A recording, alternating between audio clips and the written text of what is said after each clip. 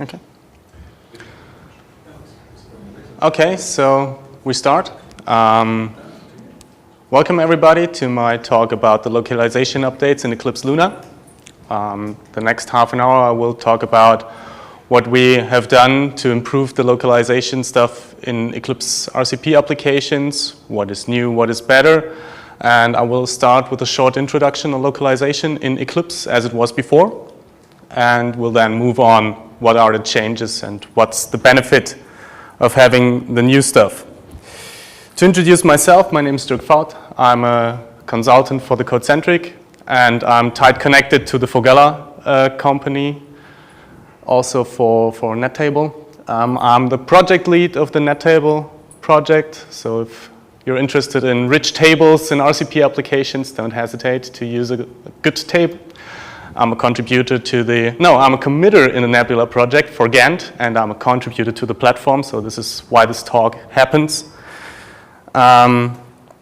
Is anybody not aware of the localization basics in Eclipse RCP applications? Not aware.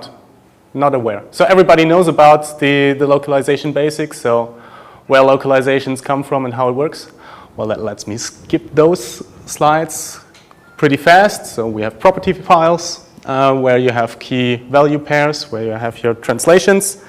So property files based translations. For naming convention, the OSGI resource bundle is held in the OSGI inf folder L10N and with a base name bundle. And you can configure a different location in your manifest. We have localizable resources like the PLUGIN.XML, which is in E4 and not that important anymore. But there is one case I found, which is the product name, which is still be able to be localizable in the PLUGIN.XML. Not really sure if it matters anywhere. There is a head shaking, so it's not important anymore, which is good. More important is the application model. So parts, menus, commands, everything that's localizable can be localized in the application model file. The application model is translated via the translation service. You can register, there is a default implementation registered that defaults to the OSGI resource bundle, but you can exchange that. We'll show that later. And the keys need to be specified with a leading percentage sign, so the mechanism notices which is a localizable string and what should be rendered as is. And of course, we have the source code that can be localized. There we have several mechanisms now, or before Luna. We have still several mechanisms now, but we have the string-based mechanism where you simply use ResourceBundleGetBundle, the Java basic mechanism. The pro is you're using simple Java, but the negative, the disadvantages is you need to know the keys. You don't have code assist, and also no refactoring support if you rename keys. So the NLS mechanism came up in Eclipse, you might know, which is a constant-based approach.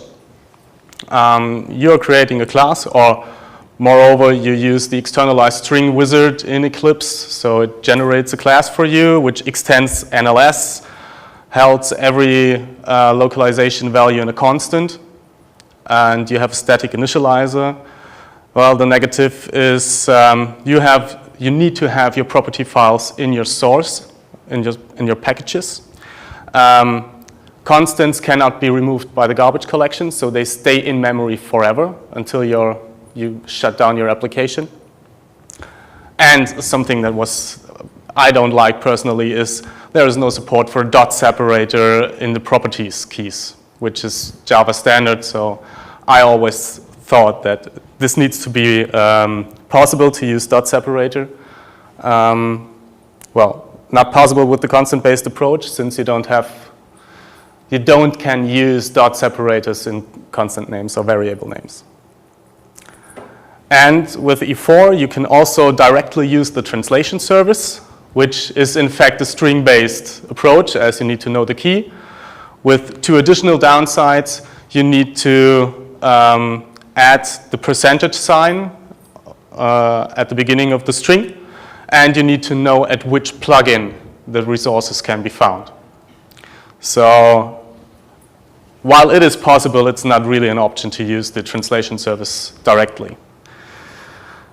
The general downsides we found out are that you need to maintain several resource bundles all over your code and all over your plugins if you want to have several translation contexts. Like you need to have the OSGI resource bundle for the application model, and in code, when you're using the NLS mechanism, you also have an additional bundle. You're mixing Java and resource files in your source packages, which is also, in my opinion, not a good approach. And the most important thing is using constants. You don't have the ability to change the locale at runtime.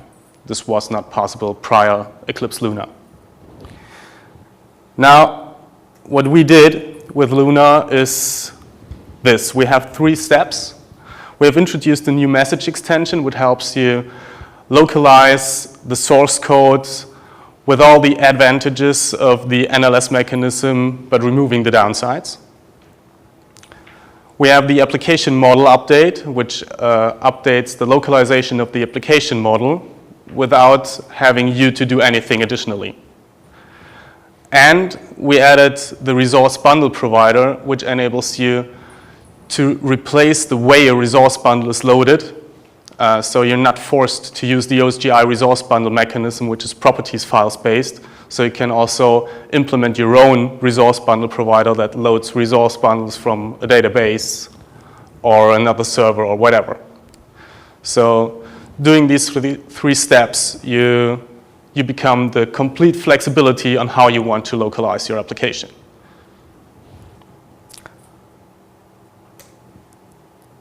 Starting with the first step is the new message extension. On the left-hand side, you see the old mechanism, the NLS mechanism.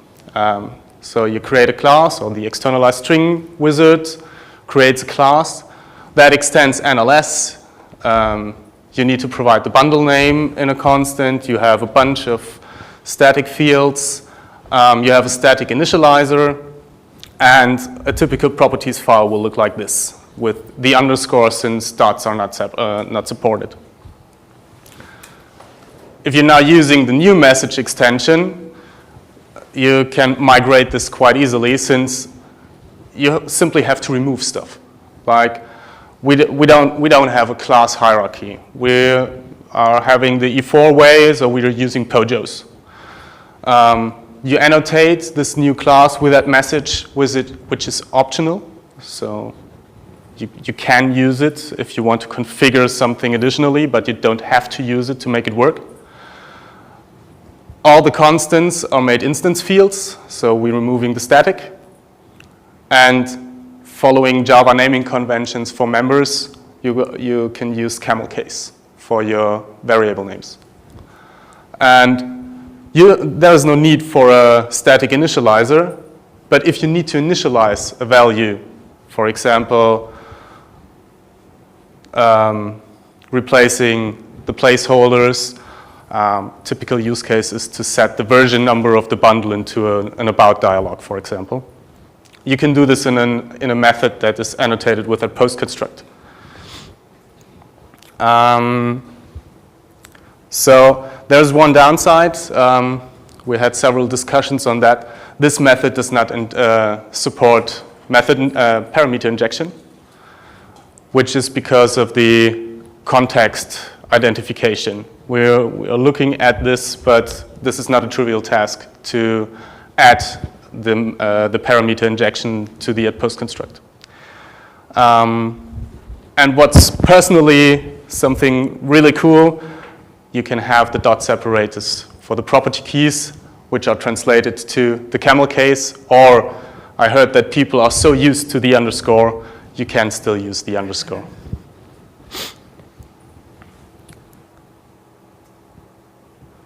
So what can you do with the @message annotation? Now we have that pretty simple class here with several 100,000 member variables. Hopefully not, because that's all memory intensive. But what option is the @message annotation granting you? You can configure via the @message annotation where to find the resource bundle. So you can specify that you want to use the OSGI resource bundle of another bundle. So you're not forced to use the OSGI resource bundle of your current bundle. You can also say use the OSGI resource bundle of another bundle. So technically, that means you could create a special plugin that only contains properties files, and every other bundle is pointing to that bundle, so you can collect all your translations in one bundle. Now, while this is pointing to an OSGI resource bundle, by default the OSGI inf/l10n directory, you can also point to another file. So you can create a new directory in your bundle and locate there all your properties files. So this enables you to point to that. And this thing is also very nice, in my opinion, since you can now use class-based resource bundles, which was not possible before. This enables you to implement a resource bundle that loads the translations, for example, out of a database, or asks Google Translate, for example. Yeah. And another thing is an optimization to the caching behavior. Before, with the NLS mechanism, you have one instance of your messages class, since it's a static class. So you only have constants, so it's in your class loader once. You can now specify how much instances are created, since we don't use statics anymore. We have an instance. And now you are able to configure how many instances should there be, and how should the garbage collector work with those instances. So you could specify that we want none, a reference type none, which means every requester of such a messages class instance gets its own instance. So every time a part, a control, or whatever is requesting such a messages instance, it gets its own. So you have a 1-1 relation. And if the one part is closed and collected by the garbage collection, also the instance is gone. That means that you load the messages every time? Yes. Freshly. Yes. That's the downside on that. You could configure the reference type weak, which means you have 4 requesters. They all get the same instance, but the garbage collection will remove that one instance once all those 4 parts are closed. So if you are working fix, or if you're working quick with your application model, closing the parts, opening new ones, you can have those loading issues as you described. And that's why the default is to use the reference type soft, which initially does the same. So you have one instance for every requester. But if every requester is collected by the garbage collection, this reference stays in memory for a while to wait if another one requests the instance. So you increase the performance on loading the resources with that. But soft is default, so typically you don't exchange it unless you really want or you really need special messages instances in your use cases. Now, but you're able to do this. It was not possible before. So, as I said before, you are able to configure the location, but you're not forced to. When you're not forced to, the question is how is then the resource bundle resolved, in which way? So we have a 3-step here. the first thing is to check the @message annotation if you configured a location yourself, where to find the properties files, for example. If you don't have configured some, then we have the backwards compatibility, blah, you know, strange word. For backwards compatibility. Right. Okay. Yeah. Hey, thank you. So this is the way the NLS mechanism is working. So you have the properties files on the same level in the package where your class is lying. So when you're migrating, you don't have to initially completely change the structure of your application. You can smoothly migrate and move those files out. And last but not least, if the first two cases do not match, the resource bundle provider is asked, which is the same the application model translation service is using. This enables you to exchange the way the resources are loaded at one place for both source code and application model. Now that we have created a message class, how to use it in my application or in my part. For this, a new annotation was added, the @translation. So you simply inject the messages instance and let the Eclipse framework do the stuff. That's the main idea behind this.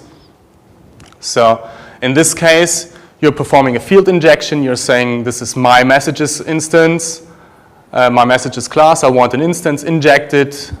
Say it's an @translation. And then you can access it like you did before with the constant-based approach. Now doing this doesn't enable you to do locale changes at runtime. To perform locale changes at runtime, we named it the Eclipse translation pattern, which is making use of the dynamic re-injection in method injection. So doing it like this, having a translate method that gets the messages instance injected. Every time this instance changes, it is getting re-injected, so you can write down code here that updates the labels on your controls. Why is it not re-injected in a field? Because fields are not re-injected. Oh, no, fields are re-injected, but you cannot trigger code. So you cannot trigger the set text on a control when you're doing field injection. So that's the trigger here. I'm showing you the current development on that, since that is kind of a bloat, since you need to have those fields, so you have member variables for every control you're localizing and stuff, and we implemented a registry, which is making things easier. I can show you some example code that makes this thing, the Eclipse translation pattern, much easier to use in the near future.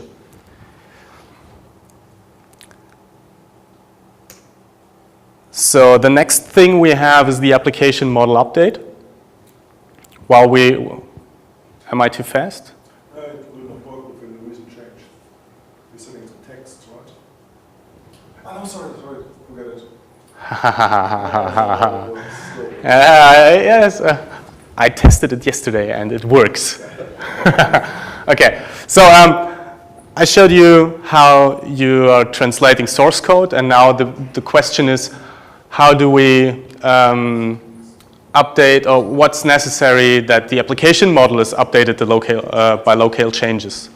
So the first thing is we introduced the MLocalizable interface, which is a marker interface in the model that marks any model element that contains localizable information, like labels, a perspective window, all those model elements. And you don't really need to care about the MLocalizable interface, since only if you are working on the model itself, because the main important thing is the ILocaleChangeService we introduced. The ILocaleChangeService has a method, well, it has two methods. One that takes a string, which needs to be a valid locale string, or a locale itself. And calling that method on the ILocaleChangeService is triggering three things. First, it updates the value for the translation service Locale in the application context. We recently updated this and it will get into SR2. It will be downported to SR2. I don't think we'll downport that. Then it's Mars. The second method I think will be string local. Okay, so at the current state of development, it's string, but we update this to be a locale itself, so we reduce the amount of conversion from string to locale at runtime. So we update the application context. The next thing is that every MLocalizable element in the application model is triggered to update the localizable value. This is done internally by the framework, and you don't need to care of that anymore. And the last thing is, it additionally fires a UI event, which you can listen to with a method like this. So if you still need to listen to a locale change in the context, you don't need to listen to that value, but you can simply listen to the UI event with the UI broker, UI event broker. I think I'm good in time. So that was the application model, and now the last big thing is the ResourceBundleProvider. I implemented that because of a request on Stack Overflow where somebody said he wants to load the resource bundles for the application model and the source code from another server. And exchanging the way the translations are loaded in one place wasn't possible before, since we don't have that abstraction level in the middle. So we introduced the ResourceBundleProvider, where you can implement how and where to load the resource bundle itself. So the translation service default implementation, yeah, well, both using the ResourceBundleProvider in the end, if you don't specify anything more concrete. By default, the ResourceBundleProvider loads the OSGI resource bundles. So if you do not configure anything else, the OSGI resource bundle is loaded, but you're able to exchange that. And you can exchange it in one place. The only important thing is that you need to register the ResourceBundleProvider before the renderer is executed. Before the model gets passed to the renderer. So you need to add it in the lifecycle manager in the, it's post-context create, in the post-context create, or you're simply using a model add-on. Yep. So what are the missing parts? We're still not complete, or we're not feeling complete with the messaging stuff yet. So the first thing is a registry where you can bind the property of a control to a message. We are working on that. Tom Schindel introduced, or will introduce something in Eclipse 1.1. He already blogged about it. I really like his approach. It has only one downside. It only works with Java 8, since he's using functional interfaces and method references. I talked to Tom. After a bit of discussion, I was able to downport his solution to work with Java 6 upwards using reflection. If we have time enough, I can show you a proof of concept. I already contributed that proof of concept, so I hope it will get into the platform soon. And what also is missing is the IDE support, so we still don't have an externalized strings method, which generates the new message extension for you. Currently, it only supports the NLS mechanism. And what's also often requested is the hover effect. So if you're hovering over the property of such a messages class, you don't get the value of the current locale. So these are two IDE features that are still missing, and we need to look at that. The last thing is, well, we call it eat your own dog food. So we introduced a new message extension, but all the... Eat your own champagne. Drinking your own champagne. Okay, that's also good. Well, we introduced a new message extension, but we don't use it ourselves. So, but that's on my side, so we'll need to work on 1 or 2 platform plugins to prove that it's also working internally quite well. So the next thing is, yes, I have 2 example applications on GitHub, and I will show you these 2 examples live now, or at least one of them. This one is simply using the locale change at runtime, so you can play around with several application models or application model elements to see that the locale change is working quite well. And this is an example showing how to exchange the ResourceBundleProvider to load, in this case, a mock class-based resource bundle. So first there's the product. I recently updated it for, okay. Oh, you don't, thanks.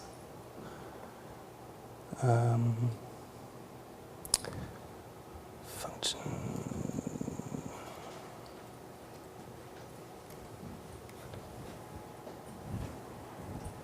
Okay, and there it is.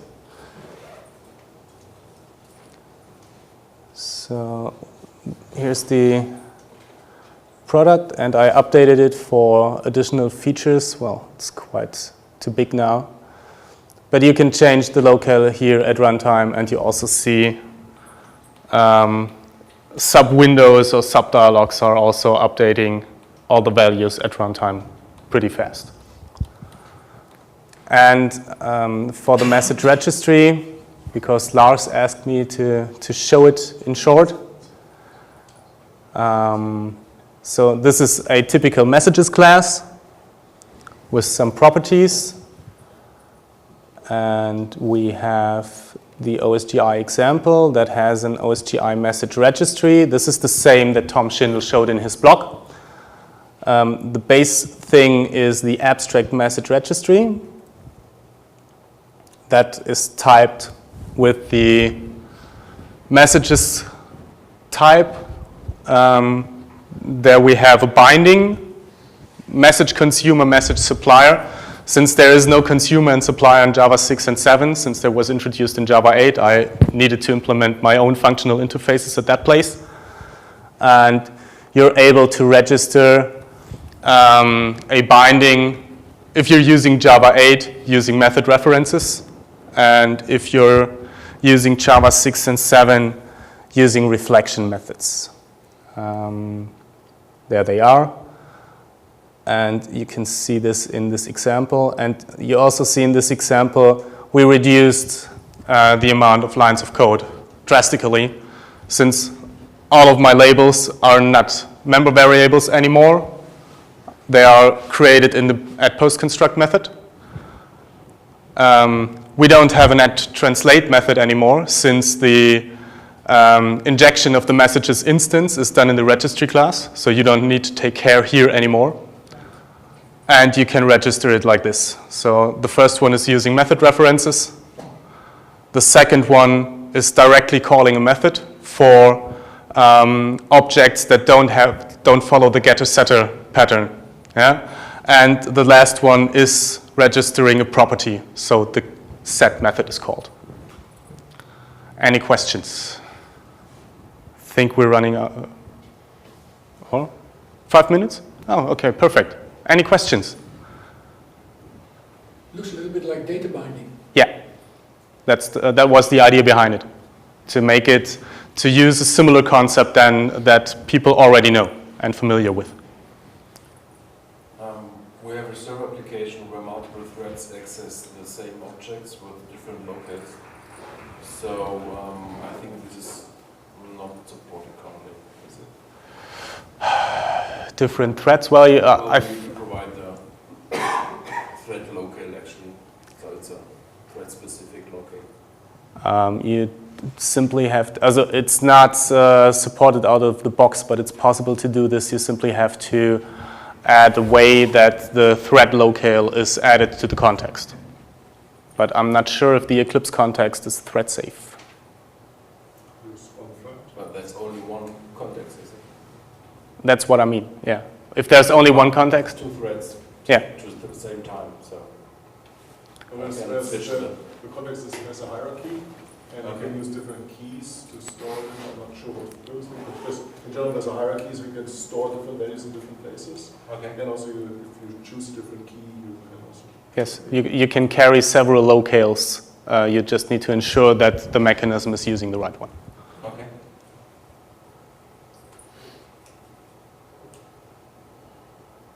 No further questions? Well then, hope you enjoyed my talk, and have a nice conference.